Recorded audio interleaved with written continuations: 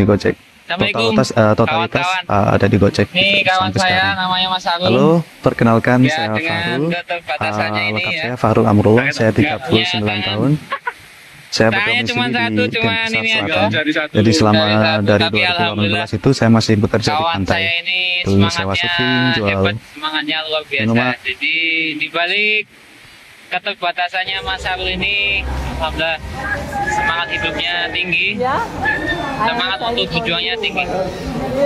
Saya akan banyak tanya-tanya kepada Mas Agung. Selamat datang. Sejarah awal ceritanya dulu gimana, kemudian yang dirasakan setelah kena musibah itu apa, Coba lihat Juni. dan untuk bisa bangkit itu alasan apa? Ya, supaya enak pakai tribut Mas ya. Ya. Mas Agung, sampean tuh lahiran mana Mas? Lahiran Jember Jember. Lahir tahun berapa? tahun lalu. Sudah tua, 84. Oh 84. Oh lebih tua sampean, aku 87 Mas. Dulu tuh gimana ceritanya kok sampean bisa kehilangan tangan kiri terus tangan kanannya hampir hilang kecuali lebih ke jari jempol apa jari apa sih Mas? Ini jari kelingking. Jari kelingking. Aslinya dulu tinggal 2, tapi karena yang satu Busuk apa? bukan busuk sih. Jadi aliran darahnya udah berhenti, Ah, masa diamputasi. Kalau yang kiri, ini sisanya dulu di atas ikut. Jadi, kayak sambil lebaran. nah, Itu dulu gimana ceritanya kok sampai bisa kehilangan tangan kiri sama jari 4 jari kanan gimana? suara jelas. Lah, suara. Nah, mungkin aku kan sudah dikati. Iya. Mungkin kurang banget suaranya. Ya. Dari ceritanya dulu itu kan anak-anak di tahun 90-an itu kan masih suka main ke alam. Oke. Kalau nggak ke sungai, ke sawah. Di usia berapa itu? Usia 10 tahun. 10 tahun jadi SD kelas 4 ya? Nah, waktu itu keseharian saya mainnya ke sana. Kalau nggak ke sungai, ke sawah, nongkrong. Nah, tapi kebetulan waktu itu lagi panen tebu. Main itu. Setiap tahun kan di daerah di sawah di daerah desa saya itu disewa sama pabrik gula ditanamin gula ditanamin tebu. Saat itu sedang panen, nah kita nongkrong di area dekat sawah sih. Biasanya dari nanam sampai panen itu berapa bulan kalau tebu? Kurang paham sih mas, tapi waktu itu sudah waktunya panen karena teman-teman itu sudah ngambil beberapa, biasalah anak-anak ngambil tebu kan. Jadi saya datang, mereka udah bergerombol, udah ngupasin tebu itu makan. Celetuk lah salah satu teman. Itu,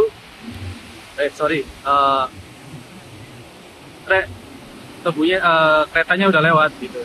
Oh belum, ambil lagi yuk. Buat tambahan. Nyotuk, saya ikut, kita ikut. Tapi ikut ya, nggak bisa. Kamu nggak pernah narik kok. Biarin aja kamu diem di sini, nanti kita ambilin. Tenang aja. Gitu. Memang waktu udah ada tebu itu aku nggak sampai ngupas, langsung dikasihin sama temen. Singkat cerita, ketiga temenku tuh udah lari ke rel, aku ngikutin di belakang, ikut. Jadi lewat di jalur sawah itu aku jalur satunya, jadi teman-teman nggak sempat ngelarang. Jadi aku nyampe duluan di. Oh, sampai nyalip ya? Nyalip. Duluan lariku juga paling kencang waktu itu. Oke. Nyalip lewat samping, ngebut, nyampe di jalur. Nyampe di jalurnya kereta, baru aku nunggu keretanya datang. Kan kereta udah lewat kan, udah datang. Jadi ya, tanpa berpikir panjang, dengan logika yang ya hitung-hitungannya kayaknya gampang, aman ya. aman. Jadi ada satu tebu di tengah gerbong, paling tengah di gerbong itu keluar kira-kira 2,5 meter. Saat itu karena aku tahu tumbuhnya tebu itu panjangnya seberapa meter, kayaknya itu tinggal sedikit, tinggal gampang nariknya. Ternyata ditarik kan, mempan. Oh, nggak ketutup ya. Ketarik, ini kepala ketutup gerbong ini kan ada tes. Oh iya.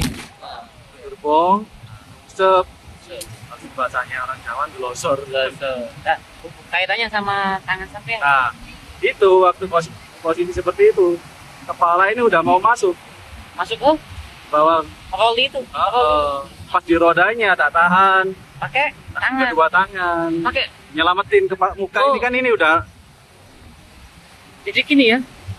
Jadi kepelindes sini sama ya Allah. masuk. Sama aja gini Mas ya. Ya. Masuk jadi terus ini nggak tahu kan posisi gini kan, Gini. jadi mungkin kejepit atau gimana ini yang kanan ini nyerempet gitu. Terus ini ada sisanya terus diamputasi sama dokter karena keadaannya katanya nggak memungkinkan gitu. Terus bawa ke rumah sakit, jaraknya jauh, jadi sekitar dari pindah rumah sakit Lumajang ke Jember itu, ke Lumajang aja setengah jam, ke Jember 1 jam setengah. Kan nggak ada rumah sakit di Yang paling dekat nggak ada, puskesmas nggak sanggup udah. Oh iya. Bawa Iya. nggak sanggup ke Lumajang, terus ke Jember. Jadi tangan yang tersisa yang putus itu nggak nutut untuk diperbaiki, disambung karena sel hidupnya udah nggak ada. Ya pemandangannya bagus, coba kita hadapkan ke sini Mas. Ya biar kita dapat angel yang bagus. Ya, enggak. Pemulihan berapa lama itu? Di rumah sakit 2 bulan. Rumah sakit 2 bulan, pemulihan mental. Itu sembuhnya total ini 1 tahun. Tangan yang tersisa ini. Kan ini diambilin kulit dari Pak. Hah? Pahanya sampai tapi dikelupas. Lah terus kulitnya paha biar Gak apa-apa. tumbuh lagi. Oh, Ini cuma ada bekasnya. ya Allah. Sorry, pahanya nggak dilihatin. Ya. Enggak apa-apa. Jadi pemulihannya untuk ini sembuh 1 tahun. Terus untuk pemulihan mental itu yang lama 3 tahun setengah. Jadi biasalah kalau adaptasi mental itu yang bikin Ya. susah itu untuk bersosial kan, Ya, minder. Malu, minder. Sekolah? Sempat sekolah waktu setelah kecelakaan 3 bulan, tapi ya biasa. Anak-anak kecil kan nggak ngerti dia olah-olah. Oh, di cuma dia Iya. Ya biasa. Tangannya Terus- kayak ceker ayam. Terus Mas ya itu sama aja sampean kayak bully ya. Bisa kalau bahasa sekarang anak-anak itu dibully. Down enggak? Waktu Awalnya sih enggak, tapi pas ada satu momentum yang nggak kuat. apa itu? Dipermalukan di depan kelas. Oh, dia mau kan teman sendiri. Ya, teman sendiri. Itu nggak kuat, pulang. Ya. Nggak kuat, pulang langsung minta berhenti, Berhenti sekolah. langsung Terus akhirnya sama berhenti sekolah. berhenti sekolah, langsung berhenti. Minta, Bu, aku nggak sekolah. Kenapa, Le? Nggak, Bu, nggak sekolah. Aku sambil nangis, Ibu nangis, ngerti langsung maksudnya. Seminggu kemudian langsung dibawa ke Bali. 1 tahun di Bali, balik ke Jawa. Usia berapa sampai pindah ke Bali? Ya itu setelah kecelakaan itu masih 10 tahun ya. Oh, masih 10 tahun ya. Jadi menginjak ke 11 Tahun ke-11, kemudian tahun ke-11 balik ke Jawa itu mau sekolah lagi, malu. Dari situlah baru ada titik balik. Aku kalau nggak sekolah setidaknya aku harus minimal sederajat. Kalau Ambil paket nih. nggak wawasan. Jadi karena nggak tahu ya, orang tua nggak pernah nanya. Ini itu udah. Jadi inisiatif aja sendiri. Jadi belajar, baca buku banyak, macam-macam, akhirnya punya ide untuk bisa untuk belajar bahasa Inggris dan akhirnya bisa. Terus tapi berijazah. Enggak. Oh iya, yang penting kita ini kan berpengetahuan ya. Iya, waktu itu tujuannya cuma untuk wawasan aja, Ya. biar nggak kelihatan Ya. super. Ya, bahasanya. kita harus berpengetahuan. Memang dengan pengetahuan kita bisa survive dari dunia ini dengan pengetahuan. Karena dari situ akhirnya ya bisa bertahan sampai sekarang ini karena punya wawasan dan Ya. pengetahuan yang cukup. Jadi dengan kondisi bagaimanapun belajar dari buku-buku dulu, akhirnya teori-teori yang di situ bisa dipraktekkan pelan-pelan, akhirnya bisa bertahan sampai sekarang dan nggak Ya. mundur lagi. Ilmu berkomunikasi. Ya. Saya itu tadi itu habis ngobrol loh sama Mas Nilam tadi sedikit ini. Cuman kurang maju kan? Enggak apa. Jadi aku tadi tuh ada pikiran ini. Si Abel ini ada baiknya jadi motivator. Karena waktu aku masih kuliah ya, aku sempet lihat di laptop kawan itu motivator dari Australia. Saya nggak tahu namanya, nggak punya tanpa tangan tanpa kaki, dan memotivasi di depan manusia sempurna, ya punya fisik yang sempurna, di depan anak-anak, di depan orang dewasa, di depan orang-orang yang kehilangan semangat hidup ya.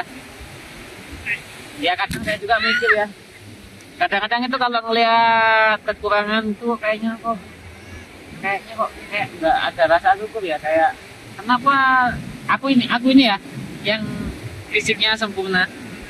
Kadang aku sendiri mikir gini, hidup kok gini-gini aja, kayak nggak ada yang berubah. Kapan hidup saya ini berubah? Penerimaan kepada orang lain juga ya, kita berusaha menjadi orang baik, tapi di mata orang itu kok kita hina banget. Tapi ya sampai ini sama sebetulnya saya itu menampar diri sendiri. Benar, saya itu menampar diri sendiri. Kalau sampai aja bisa tekan, kenapa saya yang punya fisik sempurna ini kok kenapa kok harus susah saya? Nah, saya tadi habis ngobrol gitu tadi sama Mas Nilam ya. Tapi masalahnya saya nggak bisa menemukan akses. Saya nggak bisa mempertemukan antara sampean sama yang bisa menjembatani lah. Misalnya apa ya yang bisa mengendor sampean? Karena kan ya saya kan tidak akses untuk dunia entertainment atau televisi ya. Tapi aku senang kalau seandainya sampean itu dapat sumber rezeki dari sana. Senang. Tapi alhamdulillah aku kadang-kadang itu lihat Facebooknya sampean tiba-tiba kok diajak tamu di stadion, kemudian bikin video bareng sama bule. Itu gimana itu? Kayak misalnya sampean lagi ngantar makanan, terus kok di situ ada yang antusias, kemudian ngangkat sampean bikin konten.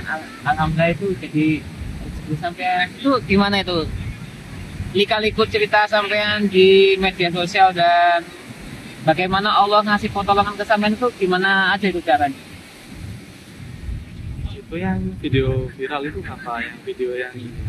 Baik yang viral, baik yang tidak dipublikasikan ya. Entah yang terekspos maupun yang nggak terekspos, itu sampean ketemu keajaiban apa saja selama hidup ini? Keajaiban itu yang pertama adalah kesadaran spiritual. Kesadaran spiritual. Maksudnya kesadaran spiritual itu adalah sadar bahwa semua ini adalah yang terbaik dan pasti hasil dari saya kecelakaan hasilnya pasti baik. Dan percaya itu yang bikin saya bisa bangkit. Itu pertama. Yang kedua, ternyata saya ini diberi apa ya? Jadi wakil Tuhan, bahasa universalnya Pak, wakil Tuhan. Waktu ngojek, berapa kali ketemu orang yang mungkin dia itu lagi ada masalah. Ya. Contohnya, ini salah satu contoh. Saya ngantar orderan makanan yang awalnya orang itu udah lesu gitu, kayak kelihatan lah dari buka pintu, kaget, lihat masuk dia, masuk, buka pintu lagi, akhirnya dia mulu, makasih ya Mas, kata dia. Mbak kenapa? Sambil nangis sesenggukan ya. Bapak Mas, makasih ya, makasih berkali-kali kan. Saya dengan tertegun sambil menjaga kehormatan dia, saya tidak menyentuh, jangan bingung kan. Apa? Mungkin dia tuh lagi gundah gulana, merasa terpuruk ya. Kemudian dia mungkin sama seperti saya. Begitu ketemu sampean, ya Allah, ternyata aku sesempurna ini. Ya Allah, ternyata aku bersyukurnya ini. Makanya begitu ketemu sampean tuh banyak orang yang awalnya nggak bersyukur jadi kayak saya sendiri ya. Kayak saya sendiri ini seringkali itu putus asa, sedih. Tapi kalau ketemu sampean tuh saya jadi langsung Alhamdulillah ya Allah. Ternyata aku lebih beruntung dari Mas Sarul. Ya Allah. Aku yang lebih sempurna dari Mas Sarul. Kenapa sedih sedangkan Mas Sarul yang tidak sempurna bisa setegar ini? Jadi sedih mirip lah, mirip seperti itu. Terus ternyata setelah kejadian si perempuan tadi itu, dia nulis komentar, Mas, terima kasih ya telah menyelamatkan hidup saya. Nah, Apa? berarti kan Apa dia sempat mau bunuh diri? mungkin di situ, makanya dia waktu lesu Oh. peluk saya setelahnya kan. Oh, ngirim komentar di aplikasi ya. Iya, Itu juga. Mas terima kasih ya telah menyelamatkan hidup saya. Nah, secara tidak langsung dia kan berarti bercerita kalau saat itu dia hampir mengakhiri hidup dia. Oh ya Allah. Makanya dia langsung balik lagi keluar meluk sambil nangis sesenggukan. Orang Indonesia. Orang Indonesia. Cerita yang lain. Orang bule Boleh gimana nih? waktu masih kerja di pantai. Oh yang di sana tuh ya. Ah. Oke, yang di Padma. Oke. Tiap hari ternyata dia memperhatikan pas lagi sepi dia datang, bro, apa sih rahasia kamu? Kayak bahasa Inggris. Bahasa Inggris. What is the secret lah ya? Apa rahasia kamu bisa terus tersenyum gitu kan. Kamu tidak memiliki beban sama sekali dan terlihat bahagia dari raut wajah kamu. Nah, kayak nggak ada beban ya. Jadi sampai seperti itu orang lain melihat. Bener. Kalau saya sih biasa aja. Bener, aku juga Mas. Aku kalau ketemu sampean tuh ya, kan gini. Karena aku nyales toh, sebutannya capek, kepanasan, haus. Dapat uang masih dikit. Lalu ya Allah, aku capek. Tapi begitu lihat sampean, hah? Aku cuma segini aja. Ya bener. Setiap kali ketemu sampean tuh aku kayak kecas lagi. Semangat hidup tuh kayak kecas.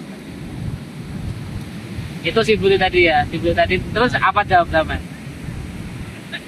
Karena saya nggak mau terlalu dalam kan masalah spiritual ya, saya bilang aja Syukur ya. banyak bersyukur dan percaya kalau apa yang Tuhan takdirkan itu pasti yang terbaik, karena Tuhan itu maha indah, maha sempurna dan setiap rencananya pasti sempurna.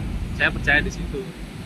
Entah nanti atau cepat atau lambat pasti saya akan mengetahui bahwa rencananya itu indah. Jadi saya katakan seperti itu. Kok begitu ya? Kenapa kamu bertanya demikian? Iya, aku sudah keliling dunia, aku sudah punya uang banyak, tapi aku tidak menemukan kebahagiaan selama ini yang aku cari. Padahal itu target kita untuk bahagia ya, standar Iya. standarku. Jadi dia itu wah bahagia ya, udah keliling dunia, Iya. uang banyak ya. Tapi Tapi ternyata yang ngalami kok nggak bahagia ya. nah itu malah yang orang nggak keliling dunia, nggak punya uang banyak kayak saya, Fisik nggak fisik sempurna. nggak sempurna lagi. Masa depan belum jelas, bahasanya gitu kalau bagi orang awam.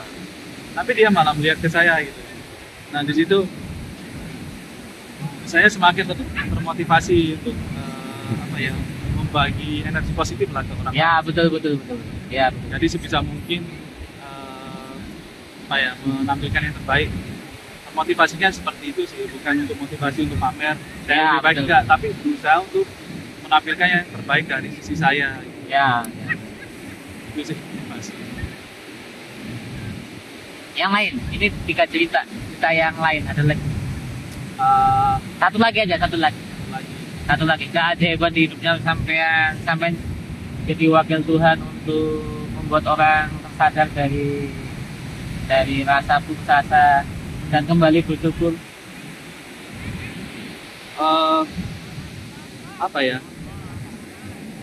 Kalau mungkin yang bisa saya katakan keajaibannya itu ya seperti saya katakan tadi. Jadi kalau Allah itu sudah menetapkan suatu ketentuan dan Aku masih ingat keajaiban waktu sampai bikin SIM. Iya, aku masih ingat, artinya kok ya tega itu polisinya itu kok tetap suruh nyuruh sampean untuk tes zigzag. praktek ya, untuk tes zigzag ya. Orang yang lihat itu mungkin nggak tega, kok ini polantasnya kok alangkah kejamnya, kok nyuruh orang cacat ini untuk bisa lakukan tes praktek Seperti SIM itu. orang normal. Lah ya itu, alhamdulillah kok lolos Mas ya. Ya karena ya itu salah satu keajaiban. Saya udah pasrah 4 kali itu bolak-balik ke situ, ke kantor polisi itu untuk ngurus SIM. Oh, yang keempat. Hari keempat. Yang keempat berhasil. Yang berhasil, dan itu titik terakhir. Kalau saya gagal lagi udah nggak bikin SIM. Kalau ditanya SIM, saya mau protes gitu. Rencananya gitu. Ya, mau protes. Ternyata pas diteriakin dari jauh, udah tes zigzag, udah ketiga kalinya, itu kan terakhir ya. Saya bilang di dalam hati, ya Allah, kalau ini nggak berhasil, udahlah saya. Diteriakin, bukan ayo gitu, diteriakin he gitu. Ayo. Itu bahasanya kan udah kasar sebenarnya, sama-sama orang dewasa. Lagi ya Pak? Ya ayo, lagi gitu. Dari jauh dia teriak-teriakin. Pak polisinya dengan perasaan pasrah, kosong pikiran. Jadi gas motor itu cuman gitu, bisa sih gak sadar. Bisa 20 ya. Oh ya, nge-fly ya. Nge-fly. Pas sudah sadar udah berhenti kan. Lalu. Ayo sini gitu. Dengan perasaan bimbang. Pak, masuk ya udah nggak lagi Pak. Ayo udah ke dalam. Udah lolos. Tanda tangan lagi. Gitu. Langsung foto. Itu salah satu aja. Di mana? Di Tabanan ya, Mas? Mengwi. Ya mau ke arah. Udah dekat ke ini terminal. Oh, dekat ke terminal. Iya. Dekat situ. Itu. Ya Allah. Nggak masuk akal sih. Ya. Diulang nggak bisa. Alhamdulillah nggak bisa. Ya itu keajaiban lah ya. Itu Jadi, namanya kan. Jadi ada momen-momen tertentu itu kayak Allah itu turun tangan. Nggak masuk akal, salah satunya itu. Tapi banyak sebenarnya saya mengalami keajaiban, tapi salah satunya itu. Nggak, yang aku heran waktu kan sampai tahu saya bisa hipnotis, hipnoterapi ya. Waktu sampean itu kan seperti sampean itu kayak ada sosok laki-laki tua bijaksana, pakaian putih, tapi tidak bisa sampean lihat ya. Saya masih ingat waktu itu sampean tak hipnotis. Bisa, itu, tapi nggak detail seluruh badan. Begitu mau mendekat, begitu lihat wajahnya sampean malah sudah berkeringat ya. Aku lupa itu Mas terakhir. Ya aku masih ingat. Beberapa tahun yang lalu itu aku masih lama ya. Bahkan ilmu itu pun sudah lama nggak tak praktikan ya. karena kalau ada yang minta baru tak perhatikan. Nanti. Oh ya kapan-kapan nanti. Mas, ada nasihat apa buat kami yang punya fisik sempurna? Nasihatnya, Pesan-pesan buat kami yang punya fisik sempurna ini apa, Mas? jika saja terjadi sesuatu, itu nggak harus kecelakaan besar seperti saya ya. Pasti orang mengalami masa-masa kesulitan atau apa. Ya masa rendah lah. Masa rendah itu dari ekonomi kah, atau sakit atau apa. Itu tetap aja percaya kalau Allah itu punya rencana yang terbaik dan hasilnya pasti baik. Kadang-kadang susah husnuzon, Mas. Bener, artinya berbaik sangka itu kadang-kadang susah loh. Artinya kalau saya sudah sudah ikhtiar maksimal kok nggak tercapai, kok nggak terjawab doa saya itu kayak rasanya kok kayaknya menyerah gitu ya. Tapi ya terima kasih lah Mas. Terima kasih, ini nasihat buat saya, nasihat buat kawan-kawan yang nonton video ini, entah di YouTube atau entah nanti di TikTok atau di Facebook. Mudah-mudahan menjadi semangat, motivasi buat kami. Oke, Mas Arul, terima kasih. Selamat berjuang. Bismillah. Gojek ya? Gojek. Tapi GoFood-nya ya? GoFood-nya aja. Ya. Dulu reguler semua, sekarang. Oh ya jangan reguler. Loh, dulu sempat soalnya Mas. Sempat kalau ya sampean bawa motor sendirian aja itu sulit, apalagi bonceng orang toh. Aman sih alhamdulillah dulu. Aman. Udah berapa tahun? Oh ya udah teruji ya, udah oleh waktu ya, udah teruji oleh waktu. Udah teruji. Oke. Iya. Makasih, biar videonya nggak terlalu panjang. Wassalamualaikum warahmatullahi wabarakatuh.